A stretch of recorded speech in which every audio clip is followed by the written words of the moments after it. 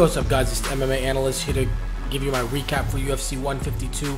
Overall, pretty good night of fights. Let's get right down to it. Main event, Jon Jones versus Vitor Belfort. All right, so basically, Vitor put up way more hell of a fight than most people thought he could. I think we all thought that he had a puncher's chance at beating Jon Jones, and he actually almost got that first round finish. It comes down to this, though. When you're a champ, especially when you're a young champ, when you're in Jon Jones' position, you're not going to tap to something that's not going to kill you. You know what I mean? Kind of like Miesha Tate. Like, she was not going to, her arm got destroyed and she didn't tap. If Miesha, a man's arm, a female's arm, at the end of the day, inside, it's the same thing. So if Miesha Tate's not going to tap to what happened to her arm, Jon Jones wasn't going to tap to what was happening to his arm. And he didn't. And that's why he's still the champ. So mad props to Jon Jones. Jon Jones, Vitor Belfort. I got a little story about my arm here, right? Now, this arm here, I can straighten this arm totally out. And I'm in a bad situation, but I can't actually straighten this arm out. It never goes straight. That's the most I can straighten it, all right? If we ever roll, you'll know I'm not going to give you this arm because I know that an arm bar is actually just straightening it out normal. I've never actually been arm barred with this arm. But anyways, what happens is when your arm gets hyperextended and you hear that little pop in and it sounds like, kind of sounds like that inside your body. At least that's what happened to me in a tournament. By the way, I tried to tap, and as I was tapping, he was yanking because I got out the first time. So the second time he said F that and he dropped, and I was dead tired. But anyways, so it doesn't actually hurt, at least for me. When he tapped me, pause. When he hyperextended, my facial expression didn't change. It was on camera. My facial expression, I didn't scream. It didn't hurt. But I just knew, man, that's effed up. It's not supposed to do that. And it was actually I still had a match after it. So I went out, got my arm hyperextended, and then 20 minutes later went into, what ended up being the bronze medal match, which I did win the bronze, I don't know what that means. I'm just, just doing it. Anyways, so it's not like Jon Jones was out there and he couldn't throw it because it was dead. Like exactly what he said, it's numb. He doesn't feel the power, but it's not like oh, it hurts so bad, because that's not the way it works. So just to let you know, for some people, at least what happened with me when my arm got hyperextended.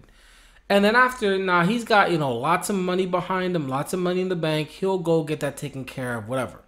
Me, I kind of messed around for a while. And now, in order to get this arm to ever straighten out or not hurt when I throw a strong cross and miss my target and straighten, then all of a sudden my arm goes numb, I'm going to need to go get either surgery but I'm like, you know what, Doug? I don't even, I'm going to be all right. So, anyways. But I also learned another something about this fight. Is that Chael Sonnen's a threat. Now, people, please don't call me a Jon Jones hater. Just regardless of what the truth is. But this is why I'm saying this. In order to beat Jon Jones, you have to be fearless. You cannot let him get into his groove. He's just like Anderson Silva. Anderson Silva goes out there, but once he starts doing all this stuff and hitting you with multiple angles of attacks, you just wait until for death to come. That's it. You're dead already. And what you gotta do is rush him. Just like, not to say it'll make you win, but it'll give you that chance that you didn't have while Anderson or Jon Jones have the center of the cage and you're sitting up the center of the octagon, you're sitting back to the cage and they start moving on you. That's pretty much what.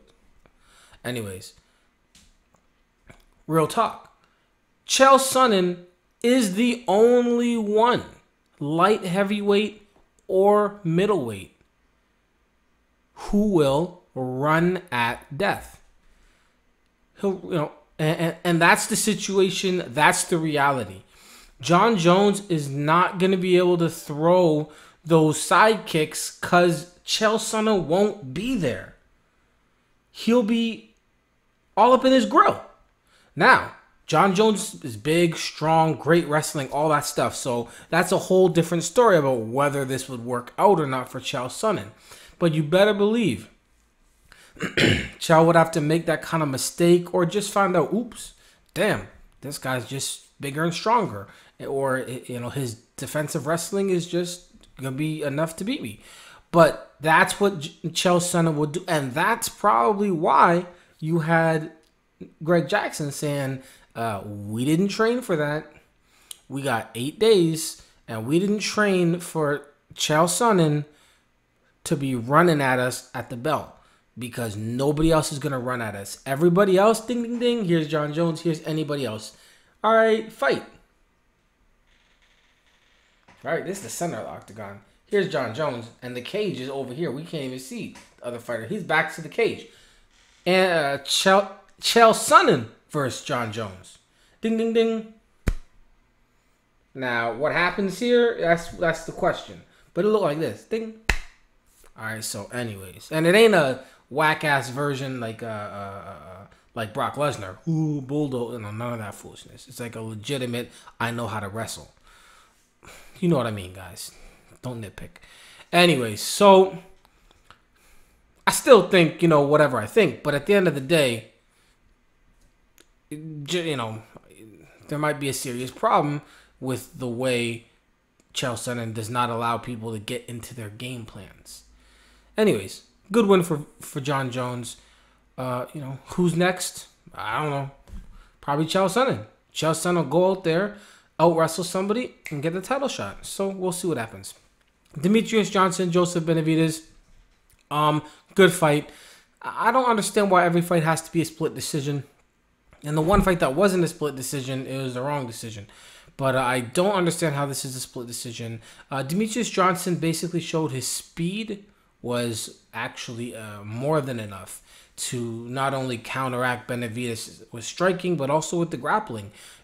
Demetrius Johnson got more takedowns. He actually controlled Benavidez. He tired, he fatigued Benavidez. That's crazy. So, mad props to Johnson. He did exactly what he needed to do. Is it an exciting fight? I don't know if it's exciting. It's not boring, but it's not exciting. So I don't think you should boo, but I don't know how much you're going to cheer. It's kind of like in Japan, they just would have sat there like, interesting, nice move, okay. And anytime something happened, right? But other than that, just chilling, right? And I think in America, in North America, this was in Canada, they have the need to always make a noise. I think I figured it out right now. I think I figured it out. In Japan, they are content with silence. In North America, there's always got to be noise. They can't just sit there and watch. So if they're not cheering, then the only other option is booing. Unless laughter. They can't all cry in unison. And not enough stuff happens that makes you straight up cry. So if you're not making the crowd cheer, they're going to boo. That's just the way it works. In Japan, where they, you're not making them cheer, they're going to wait. Okay. Let's see what happens. Anyways, decent fight. Good win for Demetrius Johnson. Congratulations, first UFC flyweight champion. They better not bring in the, the girly weight. Like, it's already small enough. I forget what is smaller than, there's a flyweight, then there's the next smaller one. It's just pathetic. 115-pound men. I don't care what they do. I don't care what. I'm not trying to watch you fight. All right. Michael Bisping versus Brian Stann. Exactly what we thought should happen, did happen. Good win for Michael Bisping. He went out there, got the takedowns, circled out. He got clocked in the first. Mad props to him for doing what Charles Oliveira doesn't have in him. Whoa. Which is a fight after a punch. Holy crap. Anyways, good win for Michael Bisping. What's next for him? Anderson Silva. Easiest fight in Anderson's career ever. Never had anyone so easy. No power with his strikes. No wrestling. No jiu-jitsu. And when I say no jiu-jitsu, I mean Anderson Silva's jiu-jitsu is better than Michael Bisping's. So he doesn't have knockout power. Doesn't have faster punches. Jiu-jitsu lower level. Wrestling not a threat. Yeah. Hey. Yo, it's gonna be crazy. He's actually never had somebody that poses zero threat to him. So I'm really gonna get. I mean, even. Oh yeah, size. He ain't even as big. So I mean, even like you look at anybody that ever fought Anderson Silva, there's always been something that he was afraid of. Something. You know, Damian Maia, latest. I don't want the ground game. Let me stay away. Okay. You know, even with Forrest Griffin. Forrest Griffin's a bigger human. So they were like, ooh, he's big and he's really... Nope. Even like, what's his name? Homeboy, what's that dude's name? Chris Lieben. Chris Lieben had one punch knockout power. I'm telling you, Michael Bisping has none of this. The last time... Well, I'm just saying. This is going to be great. It's going to be a great fight. I like Michael Bisping now. So it's unfortunate that after I finally like him, he's going to be the funniest knockout of 2013. Matt Hamill versus Roger Hollett. All right, next fight. Congratulations, Matt Hamill. Cub Swanson, Oliveira. Congratulations, Cub Swanson. You're doing your thing. I remember it wasn't too long ago when Cub Swanson was definitely not somebody that we'd be talking about. Loses to Jose Aldo. Okay, everybody loses to Jose Aldo. Chad Mendes. Okay, you know, Chad Mendes is solid. Ricardo Lamas. But anyways, it was like, you know, win-loss, win-loss, win-loss. Yeah. I mean, in the middle, he was doing well. 11-1, started losing a lot. And then now he's dropped down. George Roop. Okay, obviously beating George Roop. But George Roop's been kind of tough lately. Ross Pearson, respectable, especially by TKO. And then Charles Oliveira. I've never seen anybody fall like that. I've never seen anybody literally just be like... I've seen, like, body punches. They hit them. Oh, shoot. That happens every time. If you get hit by a body punch, that's what happens. You... I give up. And your body just quits on you. You want to fight, but you... Oh. And then somebody is running at you, so you're like, F that. I quit. So you don't really want to be... Can't breathe... You feel like you got shot with a shotgun in your side and somebody coming at you. But homeboy got hit. Hey, he was like, oh, that hurt. Oh, sorry. Eyeball. But that's exactly what happened in his loss to homeboy, too. His loss to Donald Cerrone. He just can't take a strike. He just can't take a shot. If you hit him and it's like a hard shot, he doesn't have that fight through it. Like homeboy earlier on the card.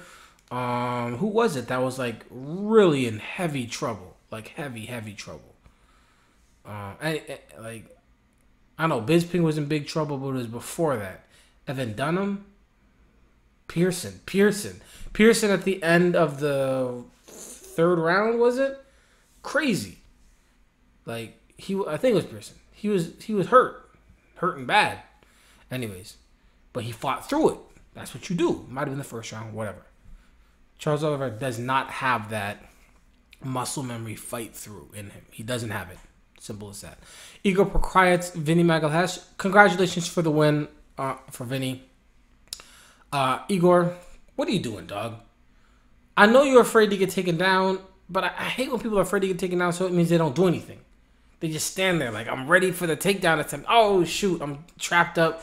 Oh, why is Igor taking down Vinny Magalhaes? What is that? What makes you think you can take down Vinny? Vinny's not afraid to be on his back. Just dumb decisions. I think that's the thing I hate most in MMA is dumb decisions. I can't stand when people just make dumb decisions. I don't mean a decision that's detrimental to their game. Like Chael Sonnen throws a spinning back fist, it misses, he trips. That's like hindsight mistake. But you can plan. No matter what you do, Igor, do not clinch with Vinny, let alone take him down. So he would have to be like, okay, so where are we going to practice this whole time? Clinching and breaking. Oh, he got a hold of me. Get off me. Get off me. That's all they should have been training. No takedowns, nothing. You don't train takedowns. You battle. You're going to fight Vinny Magalash? Okay, cool. You know what? We're not going to practice any takedowns. I don't want you to know how to take down. I want you to know nothing about takedowns. You don't even know that the fight can be on the ground. That's why you stay on the feet. This guy's going for takedowns. Vinny's like, well, you want to take me down? Sure. Triangle, armbar transition, roll you over, bust your arm up, and then you can hold your arm all the way back to Croatia. Horrible. TJ Grant, Evan Dunham. Oh, my God. Now's a good time. And y'all see how excited I am talking about this card, so it's not really going to change anything. But now's a good time to announce my my retirement from making videos. Now, that's the bad news. This is 100% serious.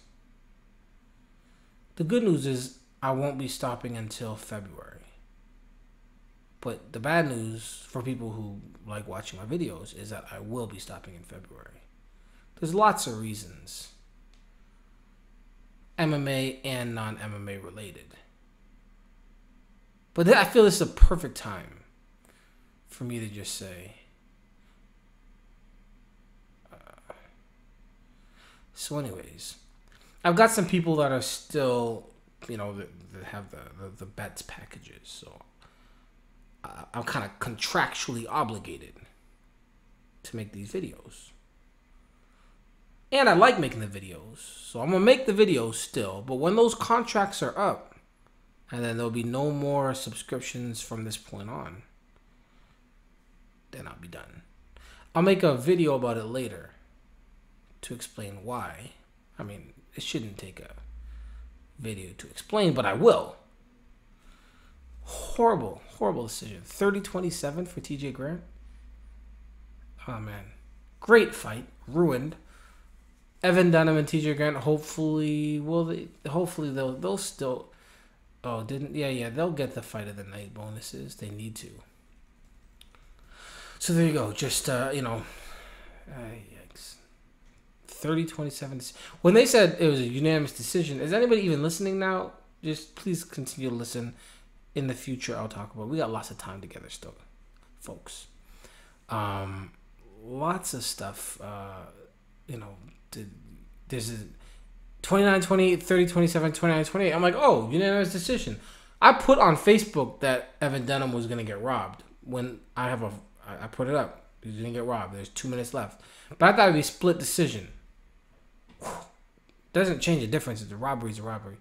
Terrible. Great fight. TJ Grant did awesome. Evan Dunham did awesome. They both had an amazing fight. But just a bad decision. Sean Pearson, good win over Lance Benoist. Jimmy Hedis. It was all down to that third round, homeboy, and you were just too tired. Marcus Brimage, congratulations for the win. You did your thing. Seth Baczynski, good win. Willow Watson. What happened there? Oh, yeah, I did something dumb. Got caught by a punch. Congratulations, Mitch Gagnon. Taking advantage, seeing openings. Boom. Dropped him, submitted him. And I did not see Charlie Brenneman, but clearly he got raped. First round, 45 seconds. Destroyed. So there you go. That is my recap for UFC 152. And then I'll have a video up shortly for this next card, which is in the UK. Struve versus Miocic. That's the main event. I guess it's on Fuel. MMA, it's important. Peace.